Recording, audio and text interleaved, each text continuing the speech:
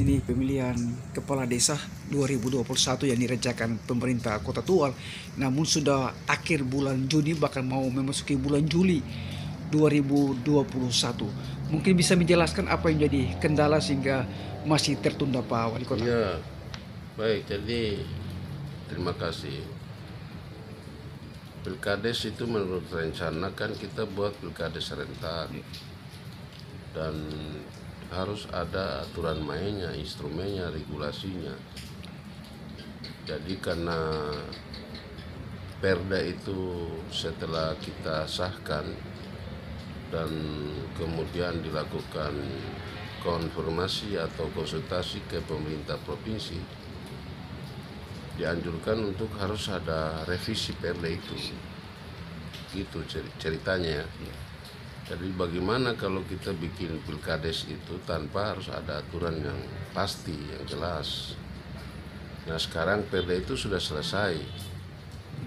Kita tahu berapa minggu yang lalu sudah selesai pengesahan Perdanya. Nah karena itu ingat, proses kepala desa itu cepat dan tidak, kan masing-masing desa sudah ada panitia pilkadesnya. Dan panitia pilkades itu yang melakukan tahapan-tahapan tadi, mulai dari pendaftaran, penetapan pasangan calon, sampai pada pemilihan.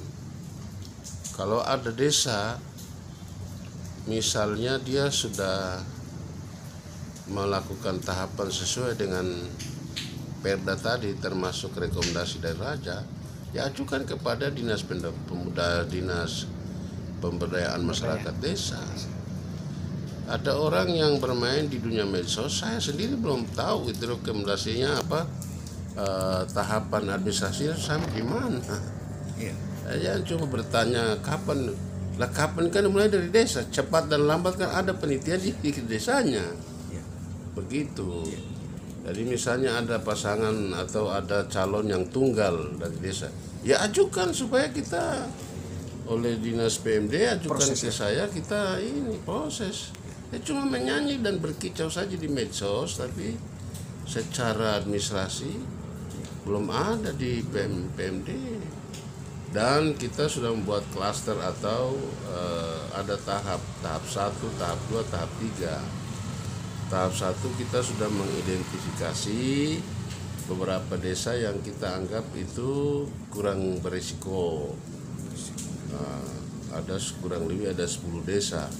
Nanti habis itu buat desa kedua, ketiga. Jadi memang supaya jangan desa lain itu antrean atau harus terpaksa menunggu desa-desa lain, saya tidak mau. Desa mana yang kita sudah mengamati, kita menerima informasi dari banyak pihak bahwa desa itu kemungkinan tidak bermasalah, itu kita dorong supaya cepat. Jadi ibaratnya kita cicil desa-desa mana yang berpeluang, kita lihat itu resistensinya tinggi, nah kita Pending dulu ya. Ya kita mungkin tunggu dulu, yang tidak bermasalah itu kita dorong supaya cepat selesai. Mungkin bisa disebutkan desa 10 desa tadi. Ada kemungkinan itu desa Dula, Tamedan, Ohitahit, Ohitir, Dula Laut, Taar, Tual.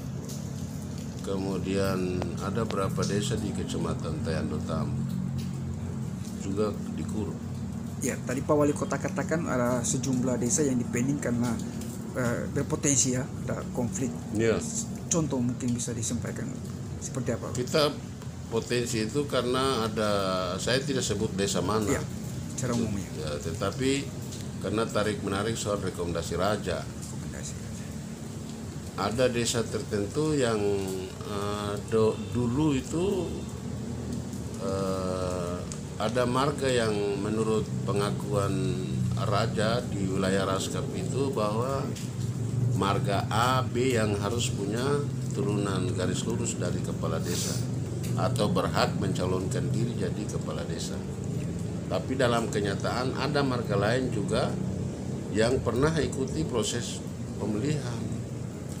Nah itu masalah. Yang kedua, ada marga yang sama tapi mendapat dua rekomendasi. dari raja. Nah ini yang harus dikelirkan dulu. Ya. Ada lagi desa yang ada di wilayah Raskap tertentu yang rajanya sendiri belum selesai. Tarik menarik juga soal rajanya, karena bagaimana mungkin kita bisa melakukan proses pemilihan kepala desa kalau rajanya sendiri belum selesai secara internal di mata marga itu. Contoh saja di Tam kan belum ada rajanya. Raja. Di Kur itu ada Raskap juga, Kilsoin, misalnya Kilsoin atau Kilmaslas. Itu belum ada raja.